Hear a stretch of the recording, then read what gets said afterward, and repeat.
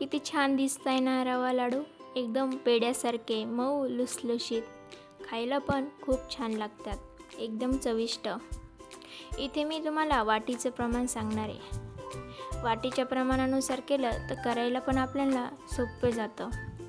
देविका रेसिपीमध्ये तुमचं सर्वांचं खूप खूप स्वागत। रवा लाडू फुटणार पण नाही लवकर। जर तुम्ही माझ्या पद्धतीने बनवले तर पटकन तो फुटला पण जाणार नाही आणि वळायला पण असा गोल पटकन बनतो। तुपाचं साखरेचं सर्व प्रमाण मी तुम्हाला इथे सांगणार आहे। अचूक प्रमाणानुसार केलं तर आपले लाडू व्यवस्थित होतात। इथे मी 2 वाट्या बारीक रवा घेतलेला आहे, एकदम बारीक। हे बघा, दाखवल्याप्रमाणे एकदम बारीक 2 वाट्या रवा। 1 वाटी आपली साखर घेतली, तुम्ही इथे पिठी साखर वापरली तरी चालेल, आणि अर्धी वाटी तूप। मी वाट्यांचं माप एकसारखं घेतलंय। आता मी पहिल्यांदा साखर आपली बारीक मिक्सरमध्ये दळून घेते। पिठी साखर बनवायची आपल्याला तिची मस्त अशी पिठी साखरवाणी मी बारीक दळून घेतली। एक जाड तळाची कढई गरम करायला ठेवायची गॅसवरती। तूप टाकायचं, मी इथे निम्म तूप टाकलेलं आणि चांगला रवा भाजून घ्यायचा। कमी गॅसवरतीच आपल्याला रवा भाजायचा आहे। रवा आपला करपला गेला नाही पाहिजे। मी आता दोन्ही पण वाट्या रवा टाकून घेतला, मस्त असा भाजून घ्यायचा आहे। कमीच गॅस ठेवायचा, सुरुवातीपासून तर शेवटपर्यंत एकदम कमी गॅस ठेवायचा, नाही तर आपला रवा करपू शकतो, लाडूचा आपल्या करपट वास येऊ शकतो। चॅनलवरती नवीन असाल तर चॅनलला फॉलो करा। अशाच नवीन नवीन रेसिपी तुमच्यासाठी घेऊन येईन। चांगला असा आपण रवा आता भाजून घेऊ। रव्याचा कलर भी थोडासा चेंज होत चालला आहे। मस्त असा रवा भाजून घ्यायचा। मला रवा भाजायला किती वेळ लागला ते पण मी तुम्हाला सांगते पुढं। गॅस आपल्याला पहिल्यापासून तर शेवटपर्यंत एकदम कमी ठेवायचा।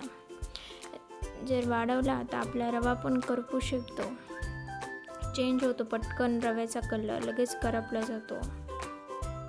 मस्त असा रवा भाजून घ्यायचा। रवा भाजायला मला वेळ 20 ते 25 मिनिटं लागला। चांगला असा कमी गॅसवरतीच आपल्याला रवा भाजायचा असतो।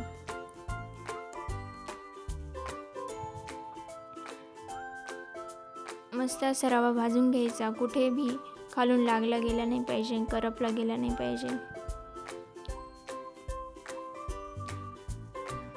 जर आपला रवा खालून करपला गेला तर लगेच तो असा कलर चेंज होतो खालच्या याचा।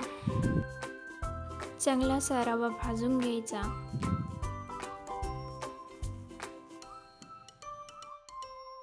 आपल्या रव्याचा बी कलर किती असा चेंज दिसतोय बघा बरं, कलर भी बदलला रव्याचा।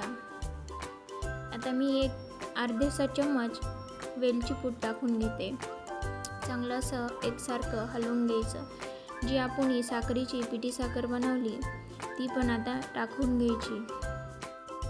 ती टाकल्यावरती आपल्याला रवा या अर्धा तास चांगला असा झाकून ठेवायचा आहे, म्हणजे असं साखर रव्यामध्ये अशी एकजीव होते।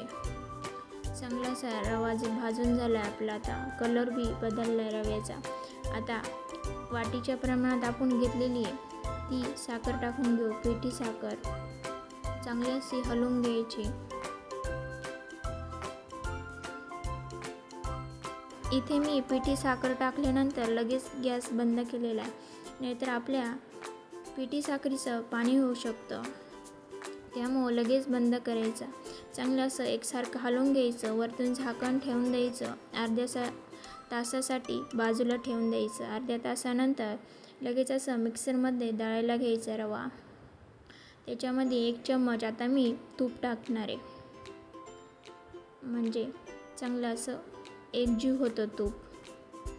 हे बघा, मी आता लाडू बनवून दाखवते। मिक्सरमधून काढून घेतल्यावरती लाडू पण आपला चांगला होतो लाडूच्या मापात। आता सगळं मी रवा असाच दळून घेणार आहे, थोडंसं तूप टाकून. इथे मी सर्व रवा मिक्सरमध्ये फिरून घेतला आणि लाडू बघा किती व्यवस्थित जमतोय. तुम्ही जर असं तूप नंतर टाकलं ना, खूप छान लाडू होतात. आता मी सर्व दळून घेतले. आता मी लाडू बनवून दाखवते तुम्हाला. एकदम हलक्या हाताने दाबून खूप छान बनतात लाडू. पटकन असा फुटेत पण नाही. किती छान जमताय ना रवा लाडू. ना पाक करायचं टेन्शन. मस्त असे मिक्सरमध्ये फिरून घ्यायचा रवा, थोडंसं तूप टाकायचं, मस्त असे लाडू बनतात. अशा पद्धतीने जर तुम्ही बनवले ना तर तुमचे बी लाडू खूप छान बनतील. मी ते सर्व लाडू बांधून घेतलेले. बघा बरं किती छान आले बघा. मी एक तुम्हाला फोडून दाखवते.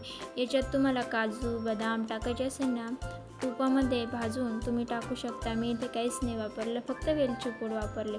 खूप छान लागतात असे बिना काजू बदामचे पण.